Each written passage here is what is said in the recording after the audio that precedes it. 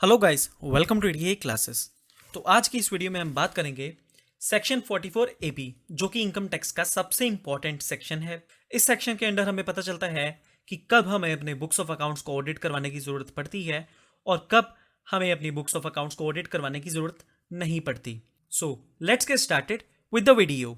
Section 44 AB में audit करवाना कब कंपलसरी होता है? Audit of books of account is compulsory if turnover of business is more than rupees 1 crore and in case of professional if turnover is more than 50 lakh। अगर किसी business की turnover 1 crore से ज़्यादा है तो उसको अपनी बुक्स ऑफ अकाउंट्स को ऑडिट करवाना पड़ेगा, और किसी प्रोफेशनल की अगर टर्नओवर 50 लाख से ज़्यादा है उसको अपनी बुक्स ऑफ अकाउंट्स को ऑडिट करवाना पड़ेगा। तो अब बात आती है ऑडिट रिपोर्ट प्रिपेयर करने के लिए कौन से फॉर्म्स का यूज किया जाता है। इससे पहले हम एक बात जान लेते हैं कि जो ऑडिट है वो हमें किसी इंडिपेंडेंट सीए से करवाना पड़ता है।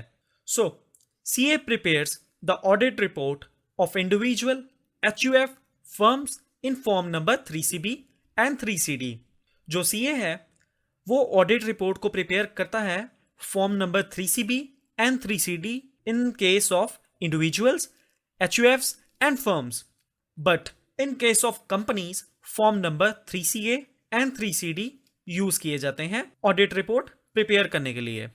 Businessman is not required to audit his books of accounts if turnover is less than rupees 1 crore. अगर किसी भी बिजनेसमैन की टर्नओवर 1 करोड़ से कम है तो उसको अपनी बुक्स ऑफ अकाउंट्स को ऑडिट करवाने की कोई भी कंपल्शन नहीं है। अगर वो चाहे तो अपनी बुक्स ऑफ अकाउंट्स को ऑडिट ना करवाए, लेकिन इसके लिए बिजनेसमैन को एक कंडीशन जो है वो फॉलो करनी पड़ेगी, जो कि है सेक्शन 44 AD। तो इस कंडीशन में असेसी को अपनी टर्नओवर के ऊपर 8% या 6% प्रॉफिट, नेट प्रॉफिट शो करना पड़ता है।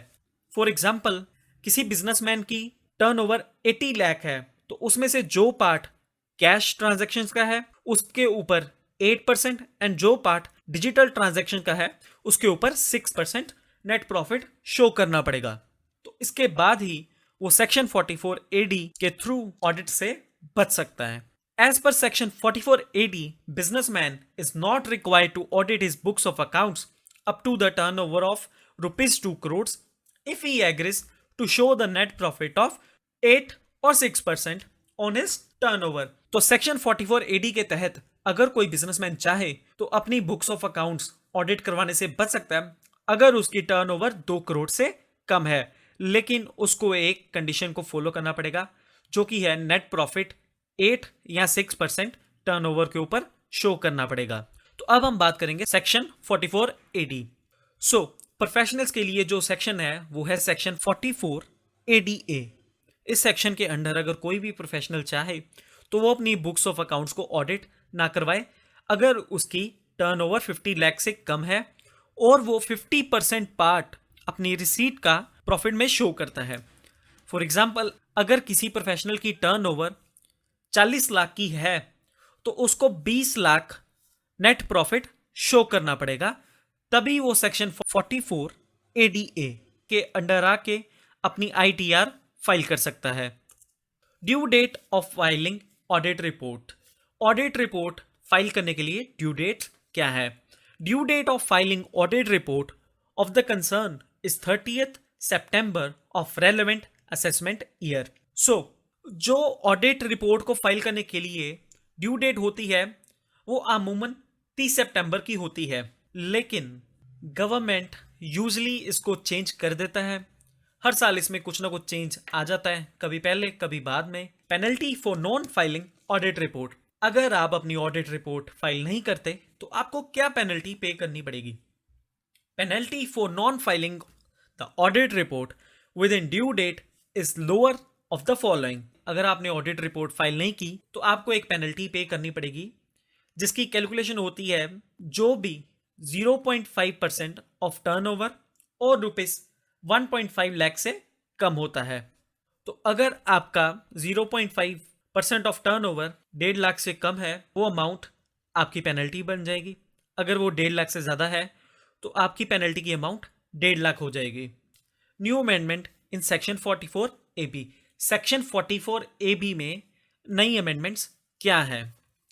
An assessee has not required to audit his books of accounts up to turnover of ₹5 crore.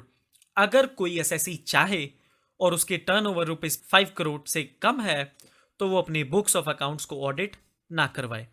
ये एक नई अमेंडमेंट आई है सेक्शन 44AB में, लेकिन उसके लिए उसको फॉलोइंग कंडीशंस को सेटिस्फाइड करना पड़ेगा, जो कि है cash receipts doesn't exceed 5% of total receipts or turnover and cash payments does not exceed 5% of total payments। तो इस अमेंडमेंट में आपको जो कंडीशंस को सेटिस्फाई करने की ज़रूरत है वो है कि आपकी cash receipts 5% of total receipts और टर्नओवर से कम होनी चाहिए, और पेमेंट के केस में कैश पेमेंट 5% से कम होनी चाहिए, तभी आप इसका बेनिफिट ले सकते हैं। तो इसमें हमने देखा कि limit of section 44AB is 1 crore, limit of section 44AD is ₹2 crore. As per new amendment in section 44AB limit is ₹5 crore. तो इस वीडियो में हमने देखा कि सेक्शन 44AB के अंडर जो लिमिट है ऑडिट की वो 1 करोड़ की है, और सेक्शन 44AD के अंडर ₹2 करोड़ की है, और जो नई अमेंडमेंट आई है सेक्शन 44AB में उसमें ये लिमिट को 5 करोड़ कर दिया गया है। आई होप आपको ये वीडियो अच्छी लगी हो। आप हमारी वीडियो को लाइक कीजिए, इस वीडियो को शेयर कीजिए। अगर आप हमारे चैनल पर नए हैं तो हमारे चैनल को सब्सक्राइब कीजिए। अगर आपकी अकाउंट्स या टैक्सेशन के रिलेटेड कोई भी क्वेरी है तो आप हमें कमेंट कीजिए।